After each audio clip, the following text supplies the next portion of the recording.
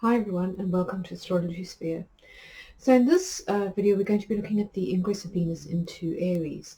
Now this happens in around about the 7th of February, depending on where you are in the world, and will last until approximately the 3rd of March, the 3rd to the 5th. So what does this mean, in terms of cosmologically, and what does it mean for relationships? Well, let's deal with the first one. So astrologically, Venus is not considered to be terribly happy in the sign of Aries.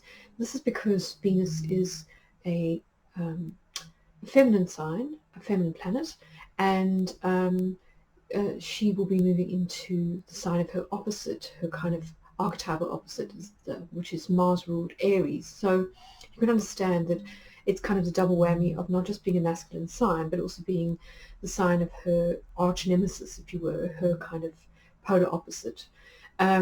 So this is why the astrologers, the ancient astrologers, always said that Venus was considered to be in detriment in the sign of Aries. Now, it's not all bad news. It's just, I think, part of the energy of February, which is very much about adjustment, making adjustments and kind of getting used to being a little bit uncomfortable, being pushed out of our comfort zone.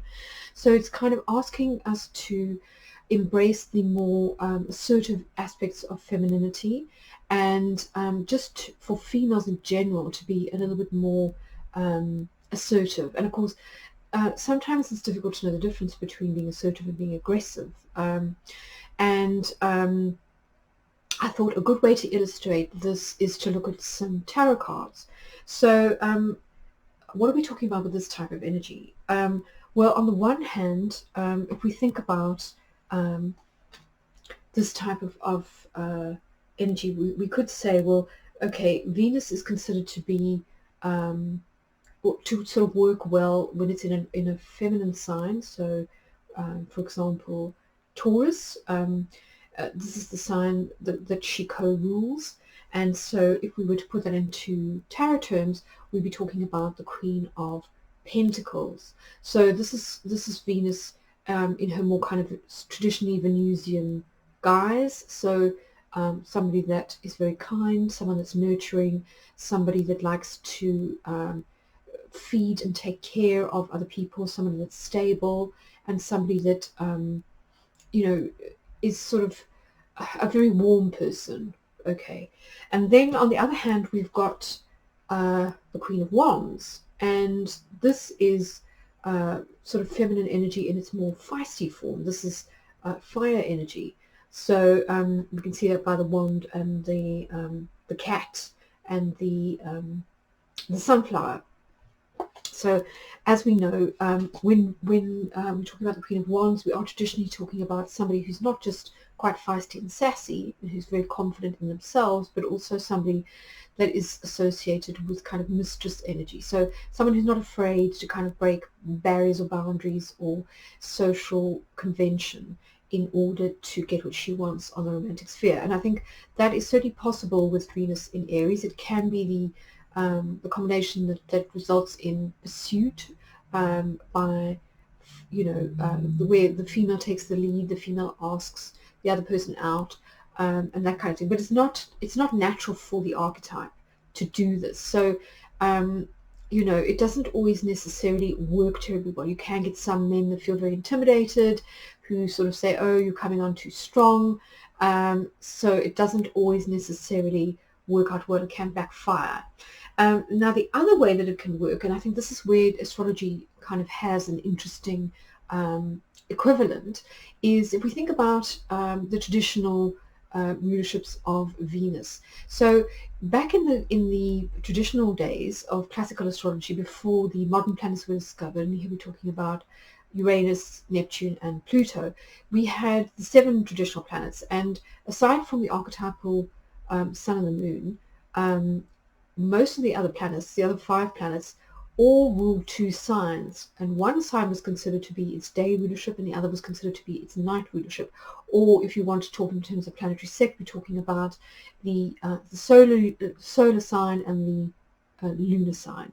So in Venusian terms, we're talking here about the day rulership of Venus is actually Aries. I mean, not Aries, Libra. So we could say this is Queen of Swords energy. So notice the sword.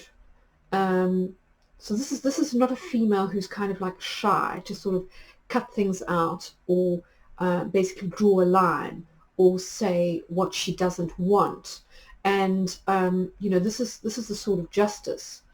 And so this is how I see Venus in Aries being used in a kind of positive way. We've kind of come out of a 6-month cycle where a lot of people did a lot of hard work to remove themselves from difficult relationships, codependent relationships, toxic relationships, to free themselves of patterns that were toxic in relationships. Some of them kind of going back to childhood. And, I think in the month of February, there is the temptation to sort of slip back into old ways.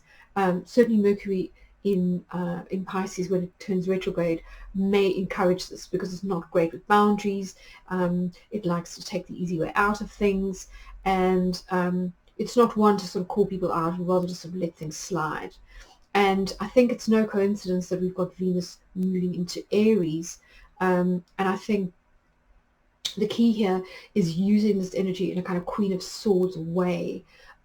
So basically making it very clear, not necessarily pursuing, so not kind of going too much into sort of distorted feminine energy, but more defending boundaries and asserting needs in relationships. So making it clear what you're prepared to tolerate, what you're not prepared to tolerate, what you will accept, what you won't accept, and also just making it very clear what you will allow and what you won't kind of allow. I think that's probably the best way of seeing this particular energy. So I think, I hope that's sort of been helpful. I know it isn't the most exciting news when it comes to Venus, and I know Valentine's Day is around the corner, so we do all want to sort of hear good news. But that was Venus in Pisces kind of energy. This is Venus in Aries, so it's a bit more kind of get real kind of energy. But Venus will move into Taurus next in March, and I think really what we need to sort of see in terms of the astrology is to say, well, it's the 21st of March, the spring equinox is actually the astrological new year. So we're not really at that point yet. We're kind of in this period of adjustment and experimentation, where we're working out what it is we want and what we don't want, more to the point. So this, to me, Venus in Aries is about cutting out what we don't want and making sure it doesn't come back. And then we'll be ready to sort of move into much more kind of empressy energy when Venus ingresses into Taurus. So anyway, I hope that has been useful, and I will, if you're interested, I will be having a special offer on relationship reports during the month of February for members of my website. So if you're interested in that, then you might want to subscribe.